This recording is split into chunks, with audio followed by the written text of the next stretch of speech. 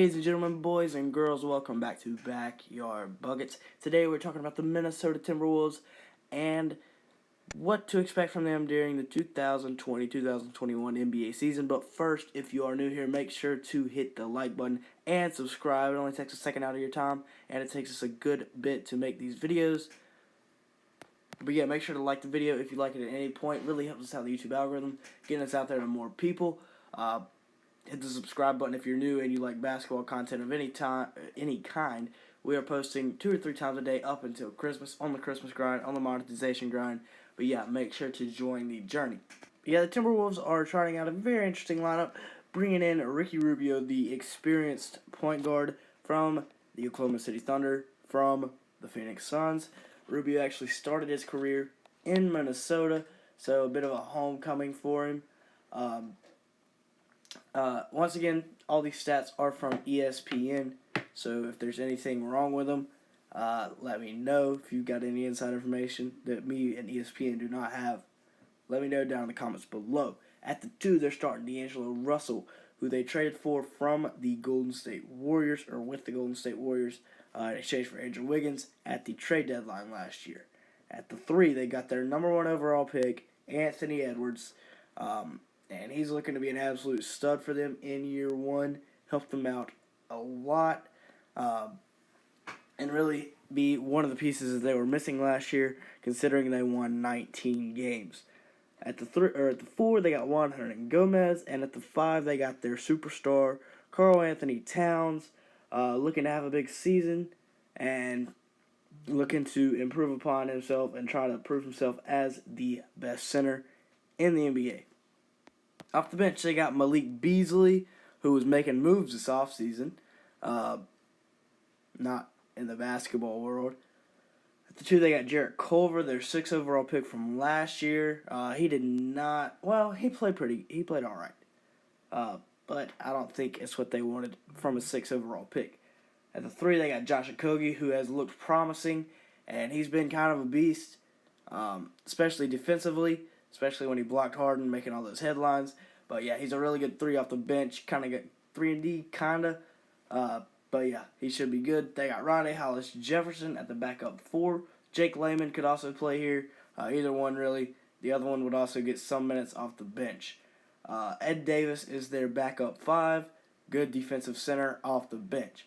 They got Naz Reid, Jake Layman, Jaden McDaniels, who was one of my sleepers this year for the NBA draft.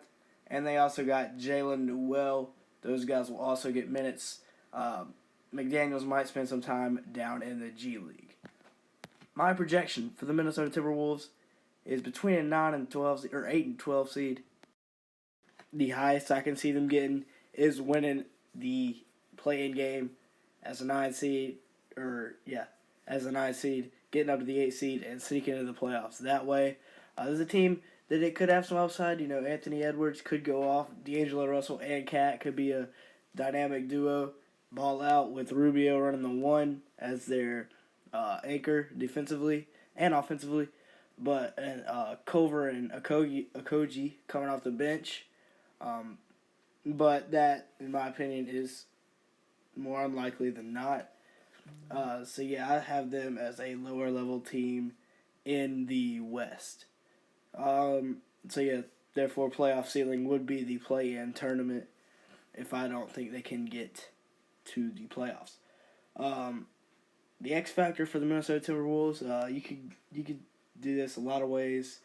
You could say it's one of the guys off the bench getting better, and you could say it's Cat. You could say it's how well Anthony Edwards plays in his rookie season.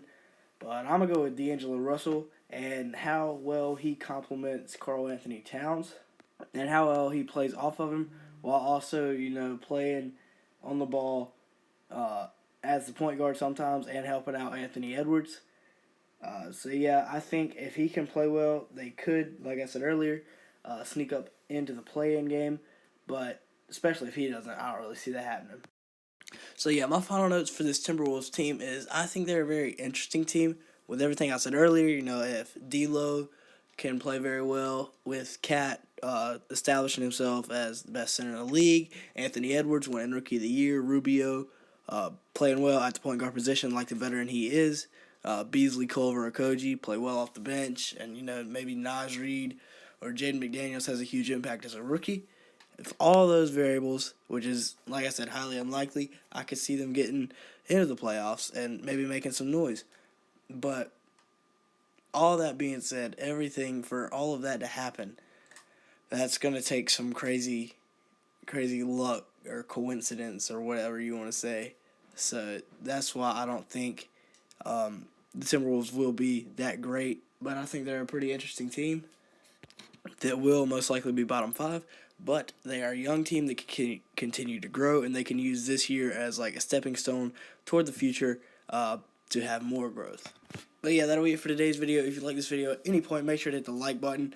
It really helps the video out in the YouTube algorithm. Also, subscribe if you're new. Posting 3 times a day up until Christmas. Thanks for watching.